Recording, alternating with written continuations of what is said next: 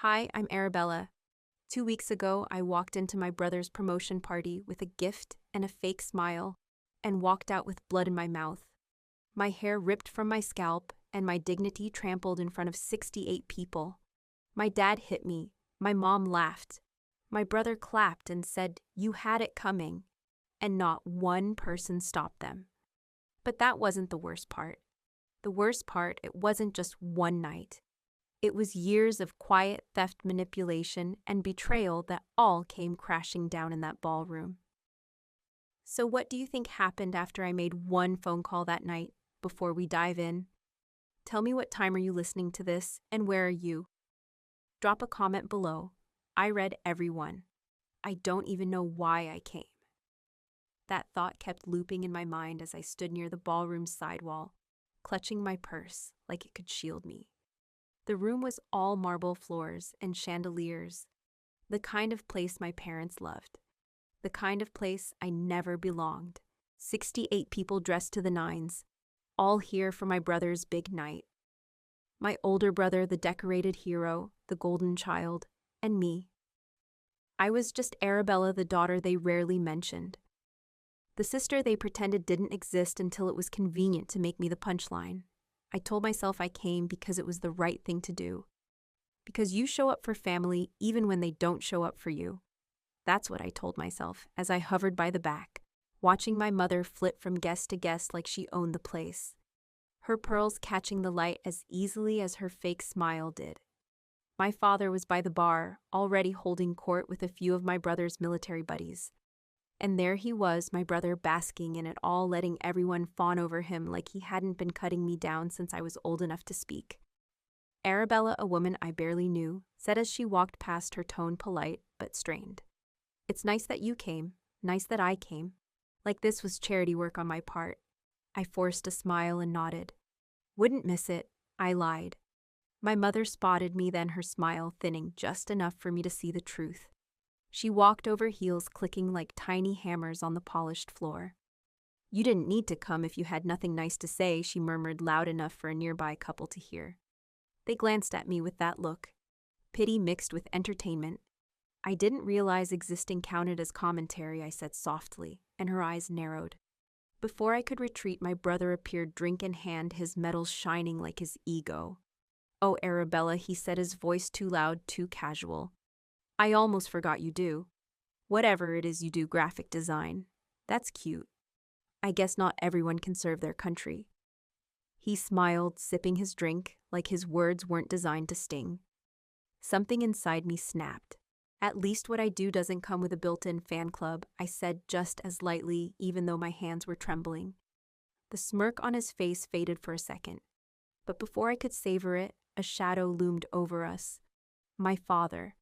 His jaw was tight, his eyes already bloodshot. "What did you just say?" His voice was low, dangerous, the kind that makes your stomach drop. I opened my mouth to answer, but I didn't get the chance.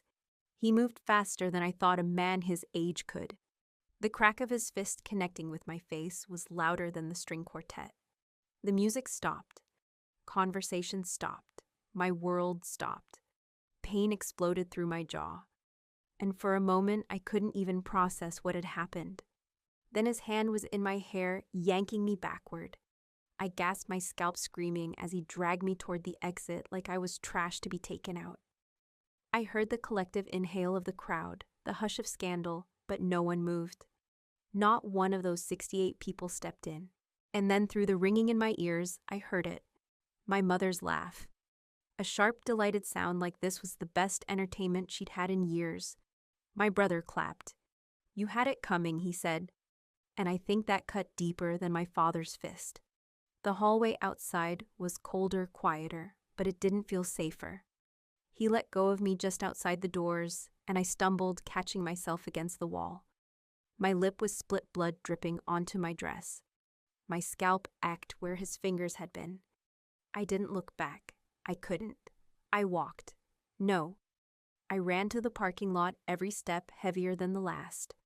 By the time I reached my car, my hands were shaking so badly I could barely get the keys out of my purse. I sat in the driver's seat, slamming the door shut, like it could keep out the sound of my mother's laugh. My brother's words, the silence of all those people who watched and did nothing. In the rearview mirror, a stranger stared back at me. Her lip was swollen, her hair a tangled mess. Her eyes red with tears she didn't remember crying. I wiped the blood from my chin with the back of my hand and whispered to myself, "This isn't just another night. This was war." I reached for my phone, fingers trembling, and stared at the screen for a long moment. Then I gripped it tight, took a breath, and said, "It's time." I drove home on autopilot, my hands clenched so tightly on the steering wheel that my knuckles turned white. The hum of the tires on the highway was the only sound in my little car. But inside my head it was chaos, replaying every second, every look, every word. My mother's laugh, my brother's smirk, my father's hand across my face. It all swirled like a storm I couldn't escape. By the time I parked outside my apartment, the adrenaline had worn off enough for the pain to set in. My jaw throbbed in rhythm with my heartbeat. I climbed the narrow stairs to my unit, each step heavier than the last. And when I finally pushed open my door, the silence of the place nearly broke me. I wanted to scream. Instead, I locked the door, leaned against it, and just breathed. Slow, shaky, deliberate breaths. The bathroom light was unkind. I stood there in front of the mirror, taking in the stranger staring back at me. My lip was swollen, the left side of my face already bruising purple, and my hair was a tangled mess where his fingers had yanked it. My dress, the one I saved up for because I wanted to at least look like I belonged tonight, was torn at the shoulder. I didn't cry. I couldn't. It was like my body had decided I'd already given them enough. I grabbed my phone, and with hands that wouldn't stop shaking, took photo after photo. My face, my dress, my arms, evidence. I kept thinking that word, evidence. This wasn't just a bad night. This wasn't just another bruise I'd cover up and pretend didn't exist. I couldn't let them bury me in silence again. Sitting on the edge of my bed, I stared at my contacts list, scrolling past names I hadn't spoken to in years. Then I saw hers, Dana. Back in law school, she'd been brilliant but broke, one bad semester away from losing everything. I'd helped her when no one else would. I remembered slipping her my old textbooks, buying her meals, even covering part of her rent once. "You saved me," she'd said back then. And now, years later, she was one of the top attorneys in Austin. I pressed her name. The phone rang 3 times before she answered. "Arabella." Her voice was groggy, surprised. "Dana." My voice cracked, but I kept going. "I need help. I don't know who else to call. Talk to me." That was all she said, and it was enough. I told her everything. From the moment I walked into that ballroom to the second I sat alone in my car. Blood on my dress and humiliation in my veins. I didn't hold back this time. No softening, no excuses.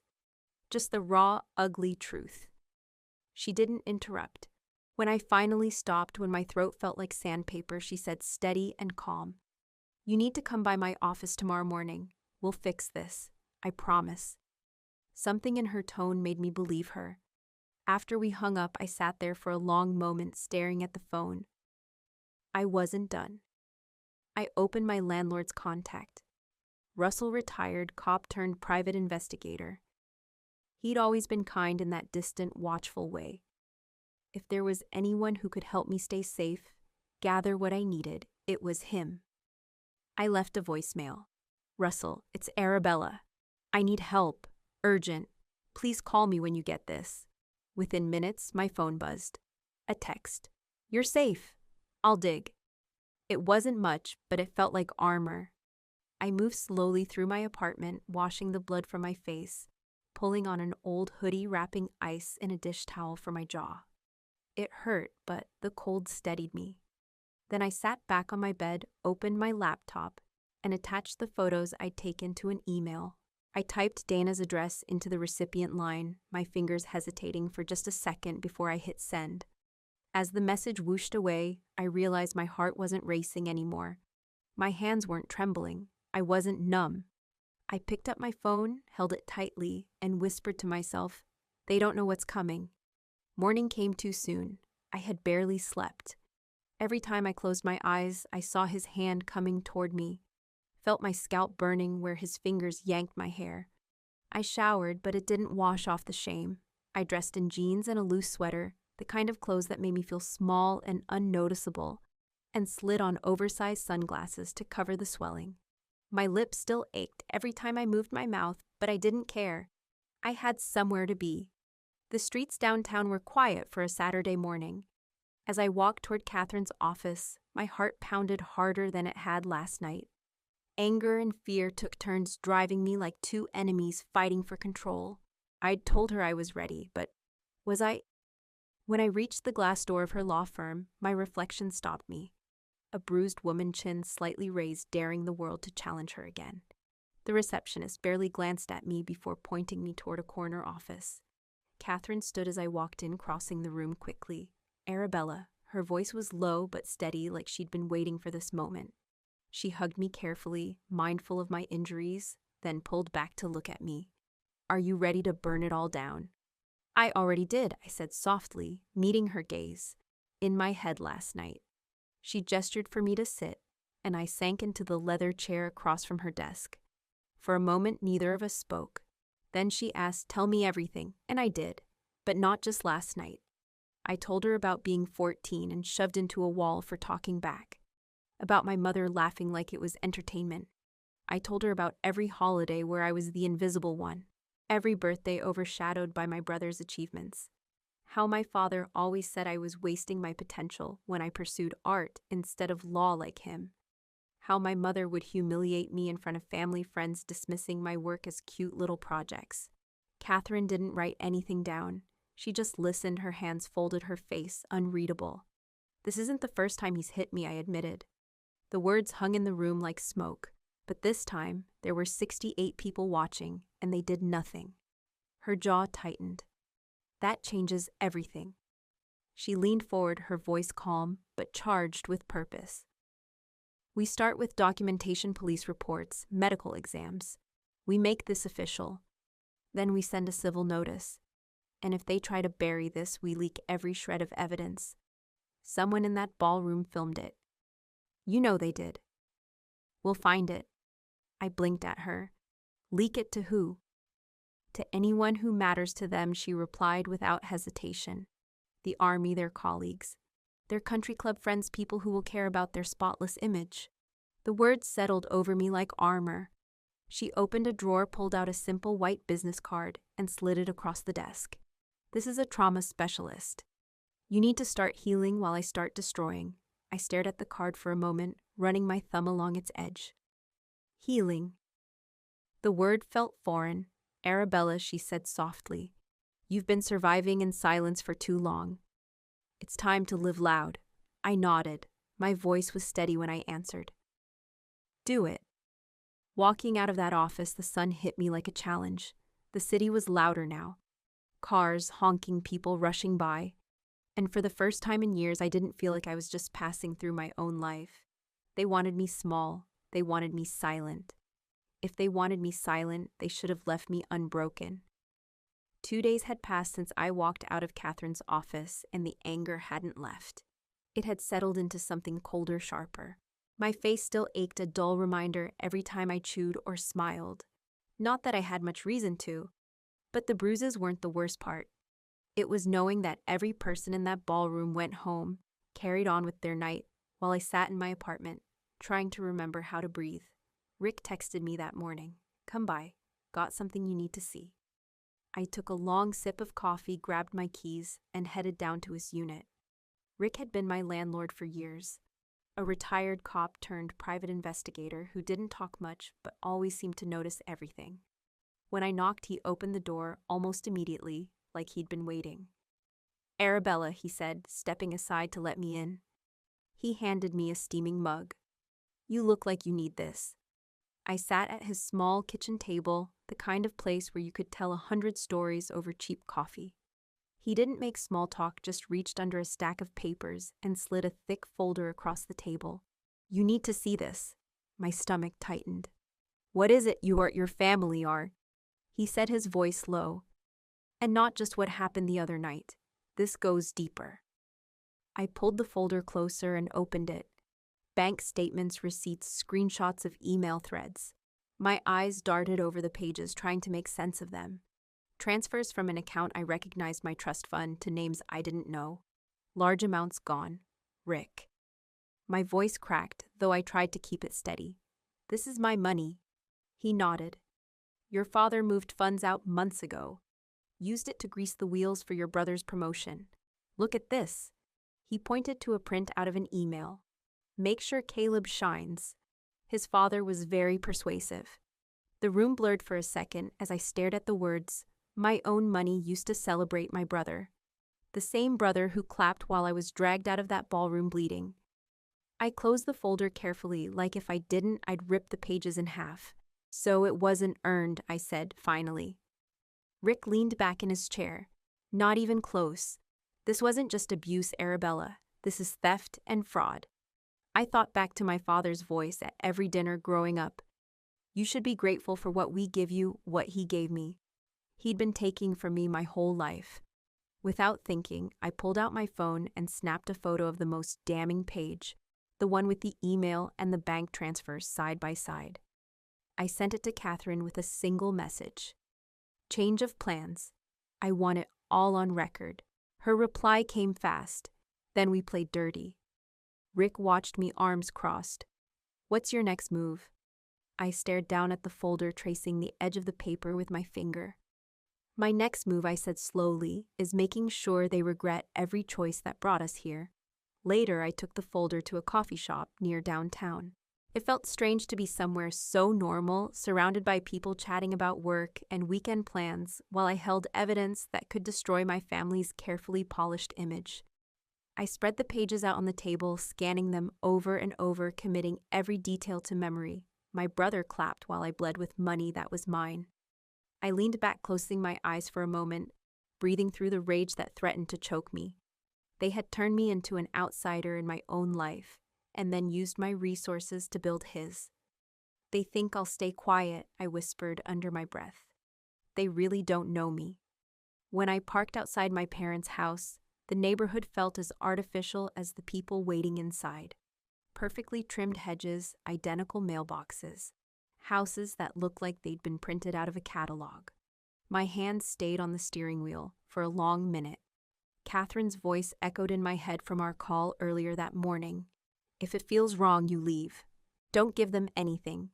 I finally unclenched my fingers and got out. The autumn air felt heavy, almost damp, as I walked up the stone path. I'd walked 1,000 times before. Growing up, I used to imagine I'd run away from this house one day. Now I was walking in by choice, fully aware that they had no idea who they were dealing with anymore. My mother opened the door before I even knocked, dressed in one of her pastel cardigans that always made her look so delicate, so harmless. Arabella, she said in that soft voice she used when she wanted to sound like the victim. Thank you for coming. Let's just get to it, I said flatly. She flinched at my tone but stepped aside. The house smelled like lemon polish and whatever fancy candle she'd been burning to mask the stench of tension. My father was already seated in the formal living room, the kind of space we only ever used for holidays and performative moments like this. Caleb was there too, lounging like he owned the place, his phone in hand, smirk already plastered on his face. Arabella, my father said, without looking up like I was a subordinate called into his office. Sit. I stayed standing. On the coffee table in front of them sat a neat stack of papers. I didn't have to read them to know what they were. Catherine had warned me they might try this. We asked you here, my mother began. Because we want to resolve this unpleasantness as a family, Caleb chuckled. You mean because she's making a big deal out of nothing? I looked at him. My voice ice. Still riding high off your fake promotion, Caleb must be nice to win awards with someone else's money. His smirk faltered for a fraction of a second. My father's hand clenched on the armrest. Enough, he barked. We're here to put this behind us. He slid the papers toward me. This is an agreement. You'll sign it, take a generous payout, and in return, this whole situation disappears. No more drama, no more embarrassing the family. I glanced at the top page. Non-disclosure agreement. Waiver of legal claims. A gag order dressed up as a peace offering. Generous payout, I repeated, picking up the document. Funny how you think my silence has a price. It's a small bruise, Arabella, Caleb said, still lounging, his voice dripping with condescension. Why blow up the family over that? I stared at him. You watched me get dragged out by my hair while you clapped. You think I care about family? My mother leaned forward, her voice all syrup and poison. This will protect everyone's reputation, dear, including yours. That's when I saw it. A small voice recorder tucked near the lamp. Subtle, but not enough. They weren't just trying to buy me off. They wanted to twist my words if I lost my temper. I put the papers back down carefully. You know what's funny? You think I walked in here today as the same Arabella you used to push around. You think I didn't notice the little recorder over there. You think you can throw me pennies from my own stolen trust fund and make me disappear. My father slammed his hand on the table so hard the coffee cups rattled. Don't you dare play the victim. I leaned forward until we were eye level. I'm not playing anything. I came here to give you a chance. This isn't a negotiation. This is your warning. My mother gasped like I'd cursed in church. Caleb laughed nervously, trying to regain ground. You're bluffing.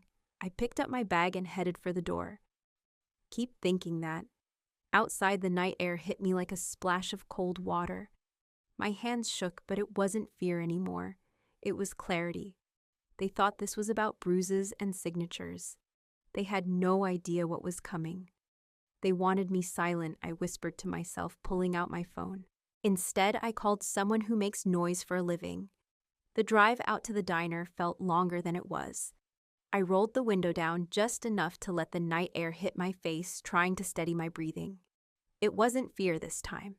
It was the clarity that comes when you've hit the point of no return.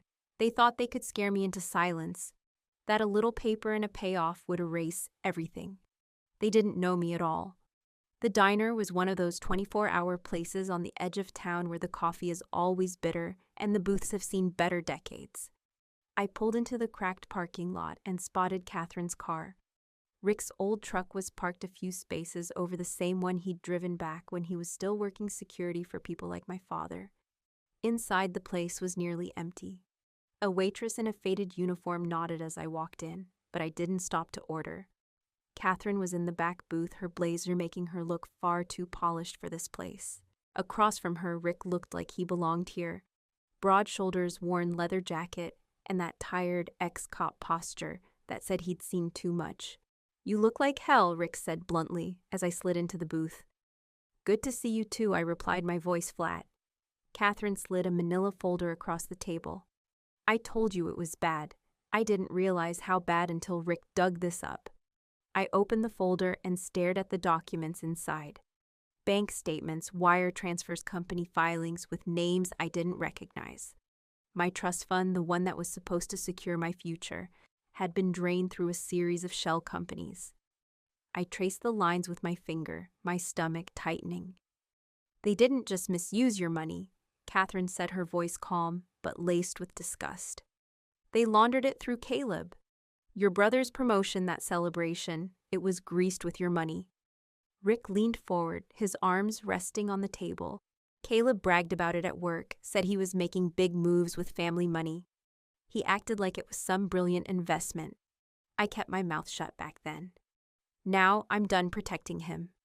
I swallowed hard, feeling the heat rise in my chest.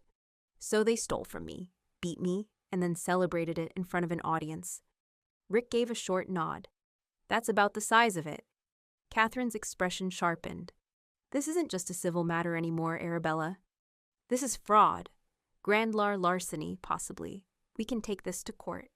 We can take it to the press. They won't see it coming. I closed the folder, letting the weight of the papers sit in my hands for a moment. My family had spent years making me believe I was small, powerless, and afterthought.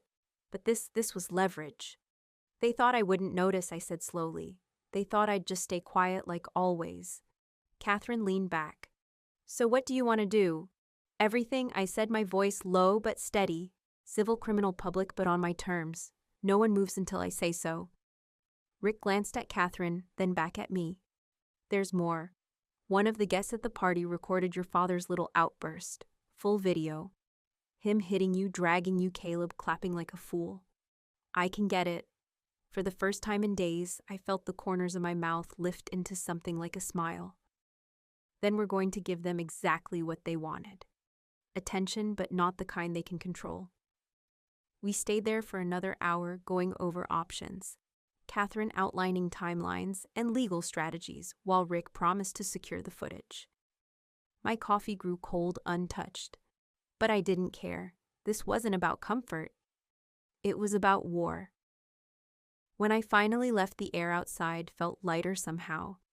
I drove home in silence, the city lights blurring past me, my mind sharper than it had been in years.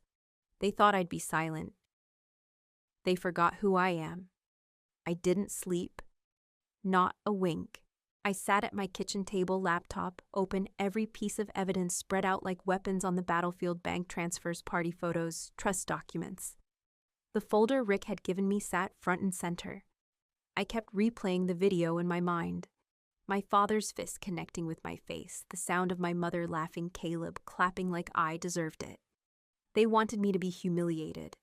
Instead, they gave me ammunition. By mid-morning, I was parked outside Catherine's office with 2 coffees in a cardboard tray, one for her and one for me. When I walked in, she looked up from her desk and didn't even bother with pleasantries.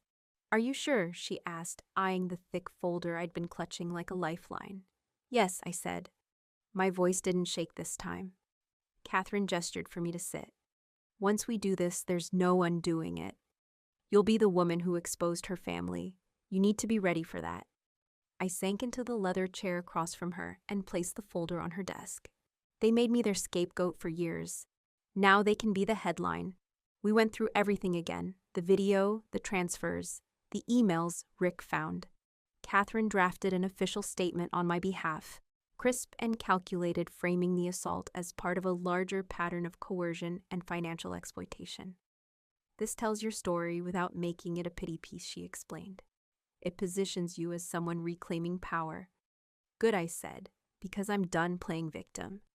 By early afternoon, we were sitting at an upscale cafe downtown, the kind of place where people linger over $7 lattes, pretending their lives aren't falling apart.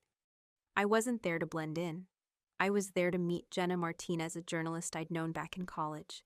She'd built a name for herself writing about corruption in local business circles. She owed me. I'd once helped her get out of a sticky situation during an internship, and she hadn't forgotten it. She arrived 10 minutes late, looking frazzled but curious. "Arabella," she said, sliding into the seat across from me. "You sounded intense on the phone." "This will explain why," I said, handing her a flash drive and a few printed documents. "There's a video on there. My father, my brother, the whole thing." She raised an eyebrow. "And you're okay with me running this?" "I want you to," I said plainly. "But I stay anonymous for now." She nodded slowly, scanning through a few pages of documents. Her eyes widened. "This isn't just family drama. This is fraud and public assault. You know this will blow up. That's the point." Back at Catherine's office, I watched as she hit send on the official statement, forwarding it to Jenna. Then we waited. The article dropped within hours. Prominent local businessman caught on camera assaulting daughter over family dispute. Financial exploitation alleged. It was brutal and precise, exactly what I needed. Within minutes, my phone lit up with messages from distant relatives, old friends, even people I hadn't spoken to in years. Some were supportive, others were stunned. Catherine called.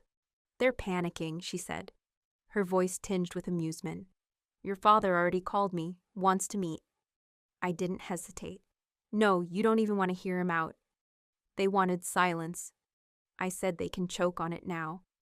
By the time I left the cafe, social media was ablaze. Clips of my father dragging me out of that ballroom were everywhere. The comments ranged from outrage to disbelief. "Who does that to their own daughter?" one read. "Imagine being Caleb clapping while your sister bleeds," said another. As I sat in my car staring at the notifications piling up, a new message buzzed through. An unknown number. "You think you've won, you don't know what's coming." I stared at it for a long time.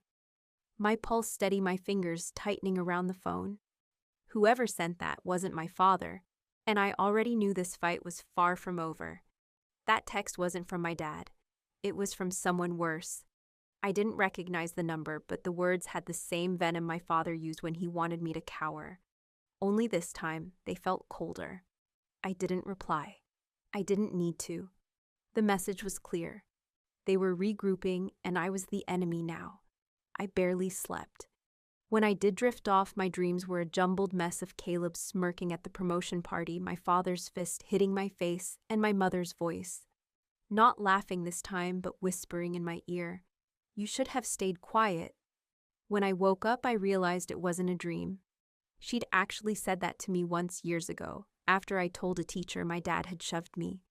By morning, my phone was buzzing again. I blinked at the screen, heart pounding. There were dozens of messages, some from people I knew, some from strangers who'd seen the article. "Stay strong, Arabella," one read. Another said, "You're brave for speaking up." But then I saw the others: liar, gold digger, daddy's girl gone crazy. They'd released something. I threw off my blanket and grabbed my laptop, logging into every platform I could. And there it was, a heavily edited clip of the party. In this version, my father was calm, composed, even pleading with me. And me. They'd cut together fragments of me yelling after the assault, making it look like I was unstable, like I'd caused it. The comments were already brutal. I felt my stomach drop. They weren't just fighting back.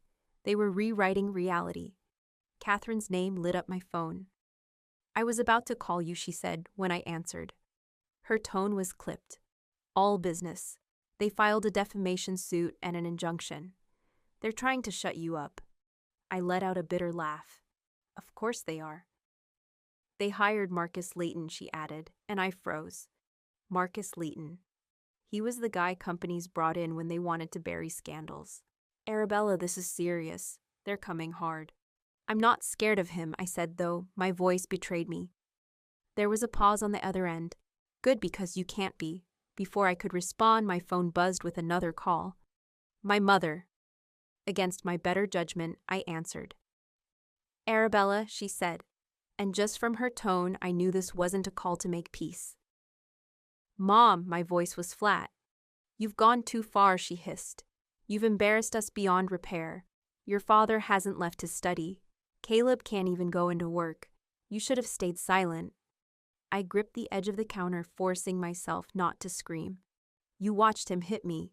You laughed, and you're angry at me for telling the truth." She exhaled sharply. "You think this is about truth?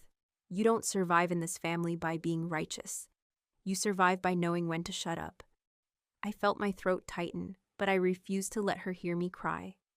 "Then I guess I'm done surviving." I hung up before she could say another word. For a moment, I just stood there staring at my reflection in the microwave door. My hair was a mess.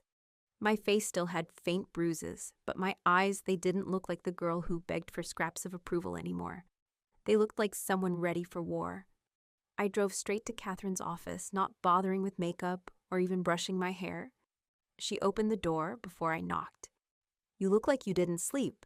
"I didn't," I admitted, dropping into the chair across from her. "What's our move?"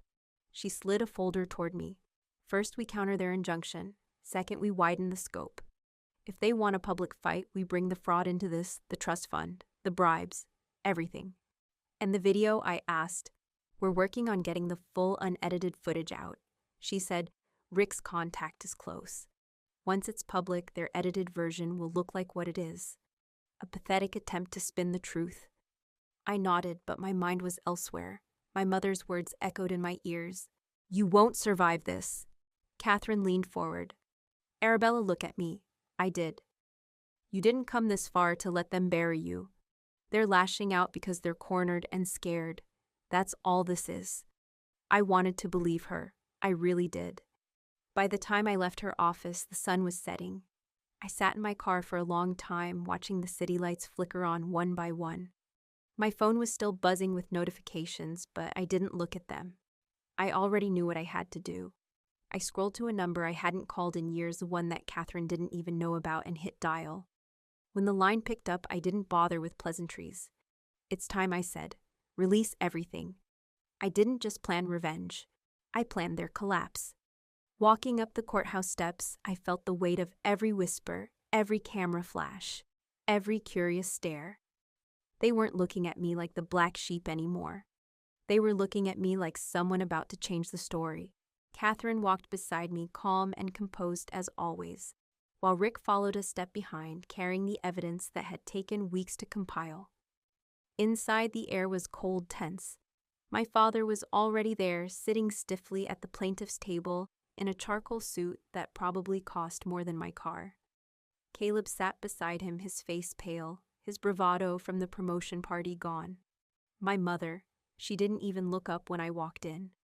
I saw her profile, perfectly still, lips pressed so tight they were nearly white. She wouldn't meet my eyes. Catherine leaned over.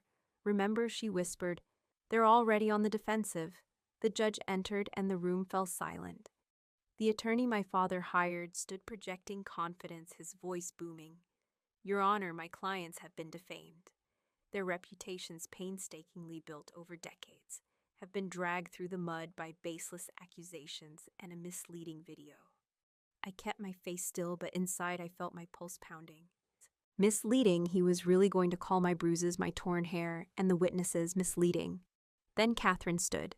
"Your Honor," she said, voice like steel, "we not only reject their claims, but we present evidence that my client was the victim of physical assault, financial exploitation, and defamation, all orchestrated by the very people filing this lawsuit." She motioned to Rick, who carried a thick binder, forward. The judge gestured for her to continue. Catherine flipped open the binder and began laying it out. Bank statements, emails, wire transfers. "This is a paper trail proving that Mr. Hargrove, using his authority over Arabella Hargrove's trust, siphoned hundreds of thousands of dollars into accounts tied to shell corporations. Those corporations then funded his son Caleb's career advancement. This was her money stolen, laundered, and used to bankroll the very event where she was assaulted." Gasps rippled through the room. Caleb shifted uncomfortably. My father didn't flinch, but I saw his jaw tighten. The judge's brow furrowed. "Are you prepared to substantiate these claims?" Catherine nodded. "Yes, Your Honor. We have corroborating testimony from financial investigators, as well as documentation from the companies involved." My father's lawyer sputtered. "This is irrelevant to the defamation suit." "No," the judge interrupted. "It's highly relevant. If these records are accurate, this court needs to consider whether the plaintiffs themselves engaged in criminal conduct. I am unsealing these records for review." That was when it happened, the sound I'd been waiting for. Murmurs, gasps, even a few outright whispers from the gallery. Reporters scribbling furiously. And my father, for the first time in my life, looked like a man losing control. The session recessed for lunch. I stepped outside into the bright sun, cameras already waiting. Catherine had prepared me for this moment. She gave me a small nod. Now I walked to the microphones. My voice didn't shake. For years I let them define me as the problem child, the ungrateful one, the failure. But today I reclaim my name. This is not just about what happened to me at a party. This is about years of abuse, financial theft, and coercion. I won't be silent, and I won't be intimidated. Behind me, Catherine handed the journalist we'd been working with a flash drive, the full unedited video of the party. Within an hour, it was live. The internet lit up. The clip showed everything. My father's hand across my face, the way he yanked me by the hair, Caleb clapping like a spectator at a game. No clever edits, just the ugly truth. By the end of the day, my father's company had lost 2 major contracts. Caleb issued a statement resigning from his position, citing personal reasons. My mother still wouldn't look at me. Later in Catherine's office, she asked quietly, "Do you feel satisfied?" I thought about it for a long moment. "It's not satisfaction," I said. "It's freedom." Before leaving, I opened my purse and pulled out the necklace my mother had ripped from my neck at the promotion party. I fastened it back where it belonged. This time, I whispered, "It stays." As I walked out into the cool evening, I felt lighter than I had in years. Some doors once slammed should stay closed.